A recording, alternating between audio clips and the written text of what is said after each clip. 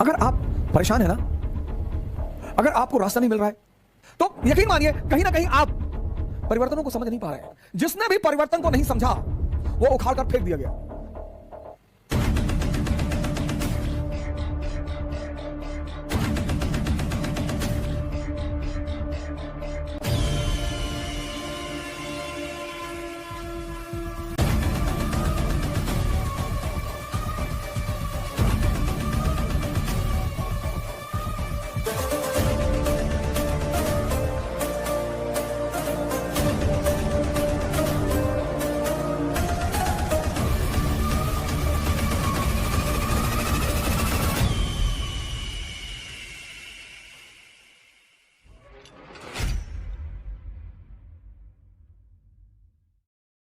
दुनिया में एक चीज है, उसको कहते हैं परिवर्तन, चेंज।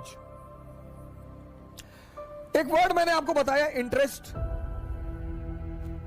एक वर्ड मैंने आपको बताया वॉर, एक वर्ड मैंने आपको बताया जज्बा।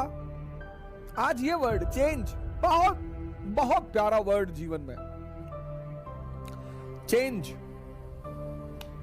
जिसको ये वर्ड समझ में नहीं आया, चेंज। कुछ लोग चेंज का मतलब पागलपन भी समझते हैं।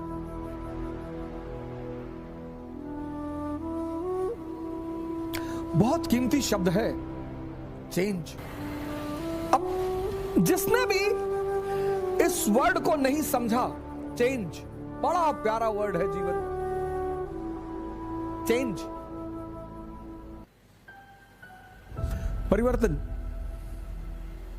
गया। कुछ लोग ज्यादा समझ जाते हैं, वो भी चले जाते हैं। जो नहीं समझते वो तो जाते ही हैं। जो ज्यादा समझ जाते हैं, ज्यादा, वो भी चले जाते हैं।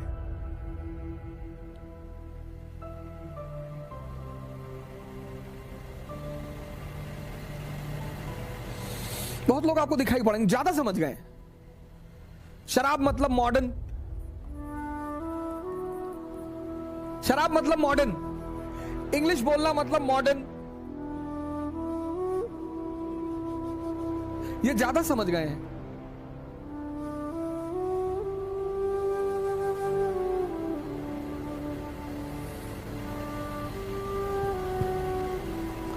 दिल्ली में तो साउथ एक्स में, साउथ एक्स छोड़ो, आप चले जाओ रामकृष्ण मिशन, उसके नाम पर मेट्रो भी है। वहां जो भिखारी बैठते हैं, बड़े सारे फॉरेनर्स आते हैं ना पर पहाड़गंज के एरिया में, इंग्लिश बोलते हैं भिखारी। Excuse me sir, God bless you, $1 sir, $1। जिस व्यक्ति ने, जिस समाज ने, जिस राष्ट्र ने परिवर्तन को नहीं समझा और उस परिवर्तन को अडॉप्ट नहीं किया, उनका पतन हुआ। आपकी आंखों के सामने देखो, किसी से कहने की कोई जरूरत नहीं है। परिवर्तन, परिवर्तन ये बड़ा कीमती वर्ड है जीवन में, परिवर्तन। जिसने भी परिवर्तन को नहीं समझा वो उखाड़ कर फेंक दिया गया।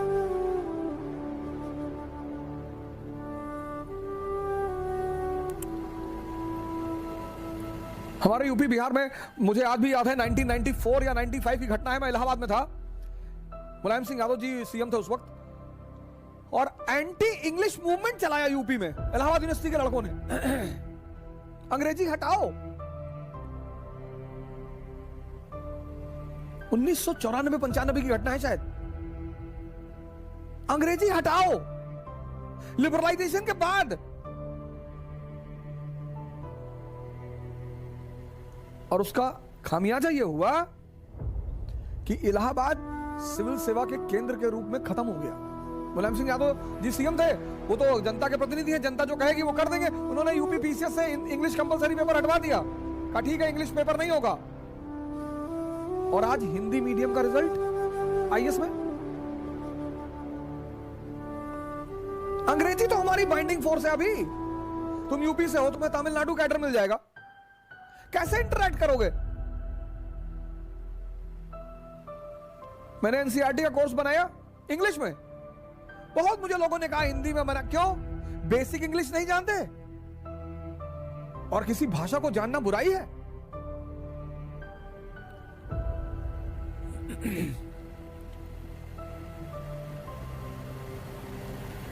इंडियन डेलीगेशन बाहर जाएगा तो कम से कम एक इंटरैक्शन का मीडियम तो होना चाहिए।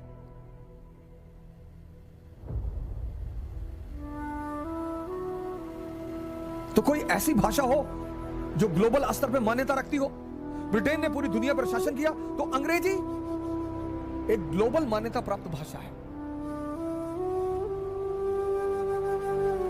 1867 में जब जापान में रिफॉर्म्स शुरू हुए, तो आप उनका रिफॉर्म्स देखिए, मैं पढ़ाऊंगा जापान, आपको बड़ा प्यारी कहानी है जापान के मुल्क की, कहानी सुनाऊंगा जापान की। 1867 में जब जापान में रिफॉर्म शुरू हुए तो उन्होंने इंग्लिश कंपलसरी कर दिया, क्योंकि उनको पता था कि जितनी भी नई नई किताबें हैं, चाहे वो राजनीति से जुड़ी हो, चाहे वो इकोनॉमी से जुड़ी हो, सब इंग्लिश में है।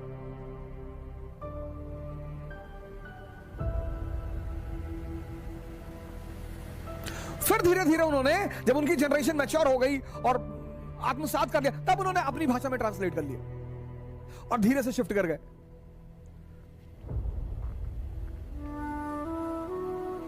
अगर आप परेशान है ना, अगर आपको रास्ता नहीं मिल रहा है, परेशान है, दुविधा में है, तो यकीन मानिए कहीं ना कहीं आप परिवर्तनों को समझ नहीं पा रहे हैं, चेंज को समझ नहीं पा रहे हैं।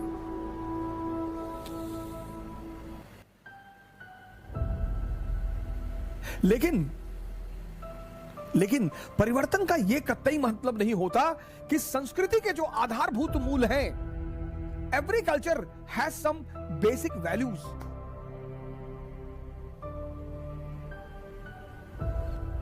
किसी भी देश के जो बेसिक मूल्य हैं वो कभी नहीं बदलेंगे। मैं जहां भी जाऊंगा गीता को लेके जाऊंगा, वो ऐसा हो ही नहीं सकता कि ना जाए। मैं बैठा रहता हूं तो भी रखी रहती है, मैं 1 मिनट के लिए शांत हो जाऊंगा तो भी उठा के एक आध लाइन में देख ही लूंगा। ये मेरे लिए किताब नहीं है,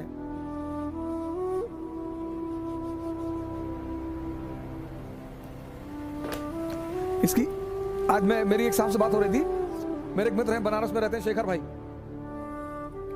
तो उन्होंने 2-3 किताबें मुझे भिजवाई और रामचरितमानस भिजवाया। अरे मैंने कहा यार अरबों रुपए का गिफ्ट भिजवा दिया। ये सब किताबें ट्रांसफॉर्मेशन का सूत्र जानती हैं, ट्रांसफॉर्मेशन, वो पढ़ना है। इनको पढ़ने से स्वर्ग नहीं मिलेगा कि रामचरितमानस पढ़ लो। इसीलिए हमारे देश में रामचरितमानस का पाठ कराया जाता है। किसी ने घर बनवाया नया तो बोले भैया रामायण पाठ करवाना है। अब तो लोग भूल गए कि उसके उद्देश्य क्या था, और गांव का, मोहल्ले का हर आदमी आएगा पढ़ने के लिए। अब तो लोग बुकिंग करते हैं मंडली की, और एक से एक मंडली, महारथी मंडली। हमारी माता जी ने जब गोंडा में मकान बनवाया तो उन्होंने, भाई रामायण का पाठ होगा, लेकिन उसके पीछे वजह क्या थी? उसके पीछे वजह यह थी कि इसमें सूत्र दिया हुआ है, किसका? परिवर्तन का। इंद्रियों से चैतन्य की तरफ, श्री राम से प्रभु राम बनने का फॉर्मूला, तपस्या करने का फॉर्मूला, त्याग करने का फॉर्मूला, सबका खजाना है रामचरितमानस। तो हमारी संस्कृति में यह हुआ कि रामायण पाठ कराने से पुण्य मिलेगा, पुण्य पढ़ने से नहीं समझने से मिलेगा। फिर लोगों ने क्या किया? उसका पाठ कराने लगे, मंडली बुक होके आने लगी।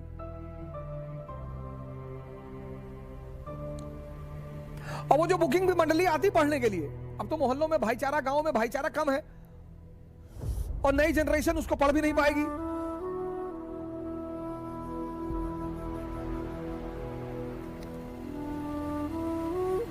और मंडली, तुम्हारी माता जी ने जब गृह भोज किया तो भाई रामायण का पाठ होगा, तो भाई होगा।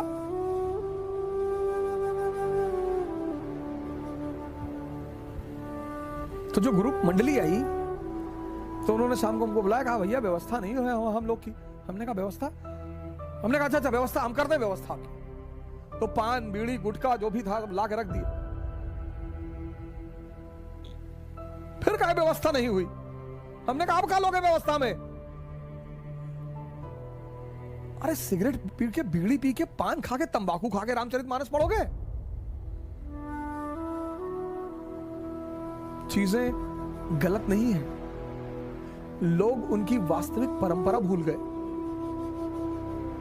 उसके पीछे जो वास्तविक कारण थे, उसके पीछे जो साइंटिफिक रीजन था, लोग उसको भूल गए। कल इसी उद्देश्य के साथ आपसे फिर मुलाकात होगी। जय हिंद।